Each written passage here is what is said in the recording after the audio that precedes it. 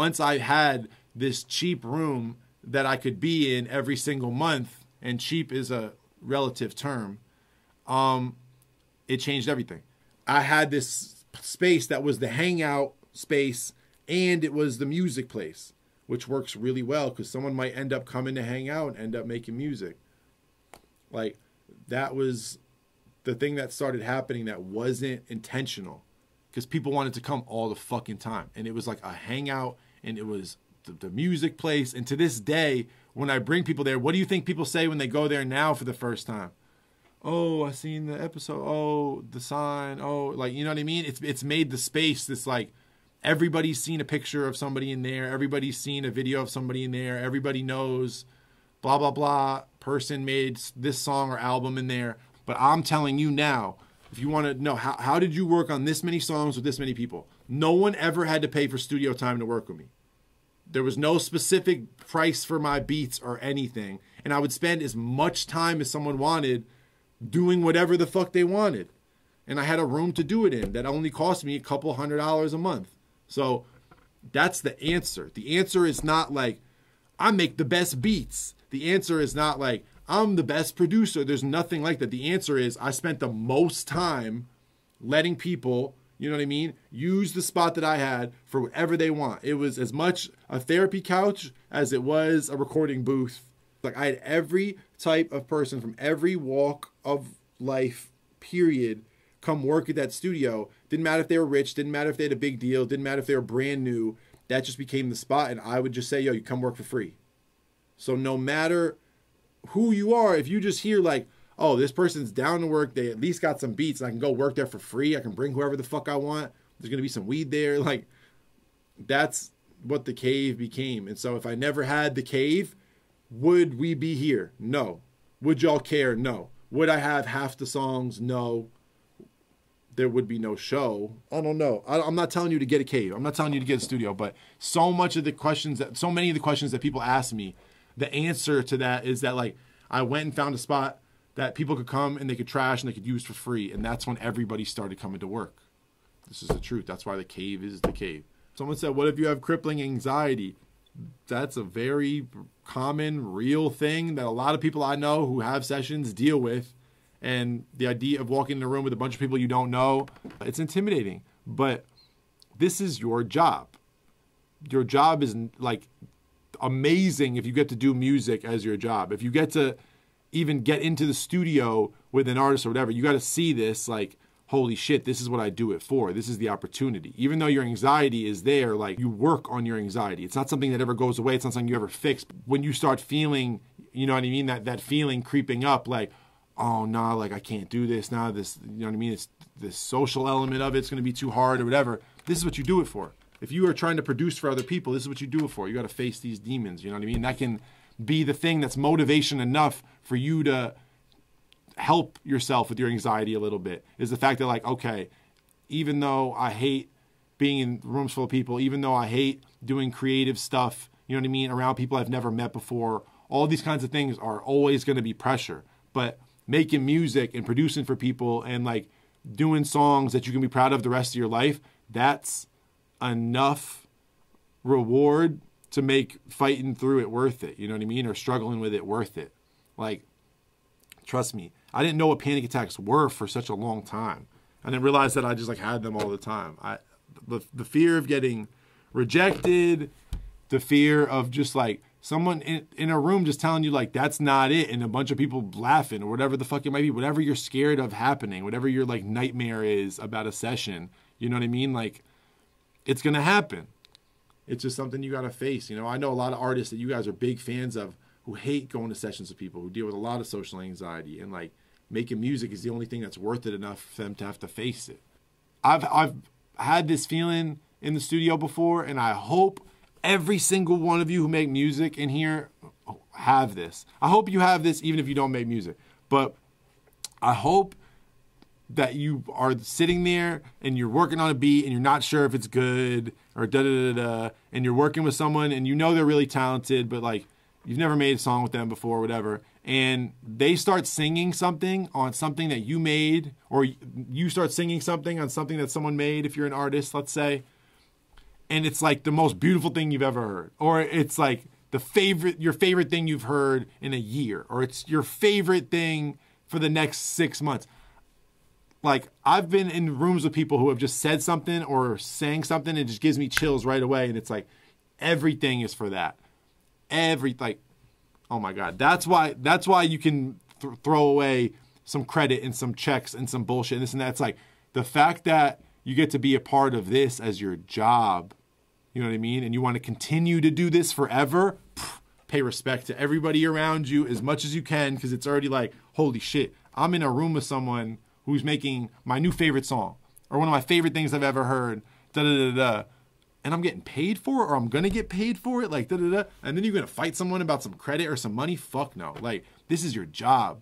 Holy shit. My parents have been out of work, have been fighting for work, have been through so much different bullshit, you know what I mean? Just to fucking pay rent or just to get me through shit. Like, people are not able to do what they love, man. No one gets to do what they love. It's 1 in a billion, you know? So if you do, and you're even making some money doing what you really want to do, you know, like, oh, you don't know how fortunate you are. Watching Lauryn Hill in the studio, it gave me the chills, because she's just walking around and she's figuring out this song. This is not her final take. This is not her final performance, whatever. Like, she's just basically like going through ideas, and it's already like, she could stop right there. You know, I don't need anyone, like I said before about certain songs, I don't need anyone else to hear this. I don't need anyone else to ever know about this song, and it makes me so happy to work on shit. I've had that feeling only a couple times, you know what I mean, with a couple people. More often than most people. I'm very fortunate that I get to be around so many people I love. But seeing her in the studio crushed me, and this was the first clip that I was watching.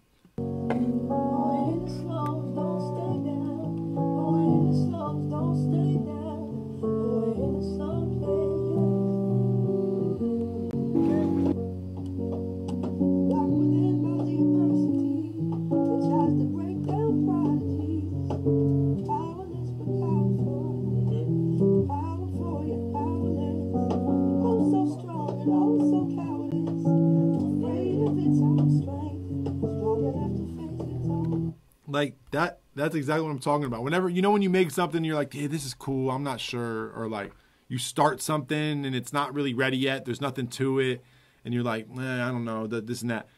When you have someone with you, an artist with you, a songwriter, someone with you who can turn even the simplest thing into this unbelievable, you know what I mean, melody or unbelievable moment, like, it makes you think different about producing. And then I found this video of her talking about simplicity, and this killed me.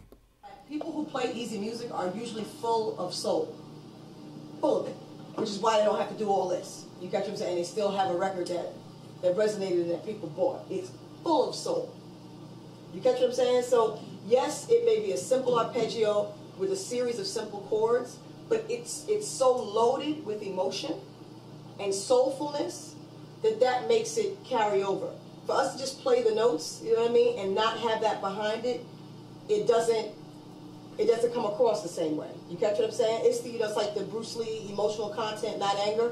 Like, the emotional content is what's needed to even touch this music, or it doesn't even make sense to touch it. We might as well just do a bunch of shit and look at what we can do. You know what I mean? But when you simplify, you know, minimalism takes more courage to be more emotionally intense. You understand what I'm trying to say? So much sense, yeah. Yeah, we kind of need that. Sparse. That's such a bar, hold on. But when you simplify, you know, minimalism takes more courage to be more emotionally intense. You understand what I'm trying to say? So much sense, yeah. Yeah, we kind of need that. Sparse. Yeah, but sparse and full of feeling, yeah. We talk about having to cook up in front of artists as producers, but what's my advice? My advice to you as like someone who's trying to be as honest as I can is pull up something that's really hot, put some drums on it, you know what I mean? Flip it a couple times, do some things to make it interesting, blah, blah, blah. Make sure you're done as quick as possible with as high quality as possible. That's my real advice. When you're in a room with an artist, they say, all right, let's cook from scratch, da-da-da. You guys know the deal, whether it's with me, because you watch me stream, or with yourself. I'm not going to sit here and stumble through presets on a synth. I'm not going to stumble through plugins. I'm not going to have the risk of playing something that turns somebody off. I can't have that. If I go to the keys and the first thing I try is really whack because I'm not good enough at keys, and the people in the room are like, that's what the beat's going to be, just because they're jumping the gun and they're making that assumption that the first thing I play is that. That's how it goes sometimes. You know what I mean? It's like, I have learned how to deal with the stress, and I have a lot of co-producers, a lot of people I fuck with, a lot of musicians I'm friends with. Like, I might have spoken on this before, but you need to hear it. And I know there's people in here who will benefit from this conversation. And I know there's producers and artists in here who will maybe change their viewpoint from this conversation. So I'm dropping a bomb. A lot of people who are unbelievable musicians and unbelievable instrumentalists don't get treated like producers the way they should.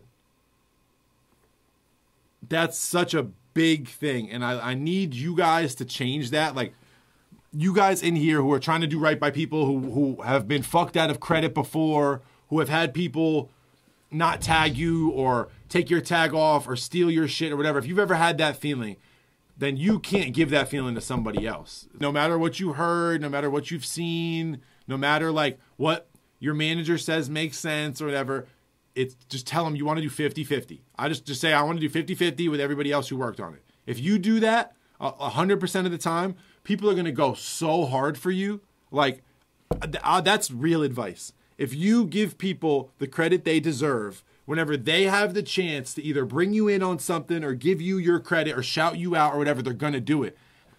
Bro, give everybody equal share, even if you feel like you did a little more. Like, even at my level, 50-50. Like, it's very rare, unless a song gets completely written and a loop gets switched out. You guys have seen me make a whole beat and then switch a loop out. I'll make a whole song and switch a loop out. Things become a different conversation. If someone writes all their lyrics to a piano, let's say, and at the end of that, I bring in a guitar player, it's a different conversation. We just need to normalize the fact that if someone plays on a record before that goes to an artist, that's a co-pro. If someone comes and plays on a record after a song is written, I understand how it works.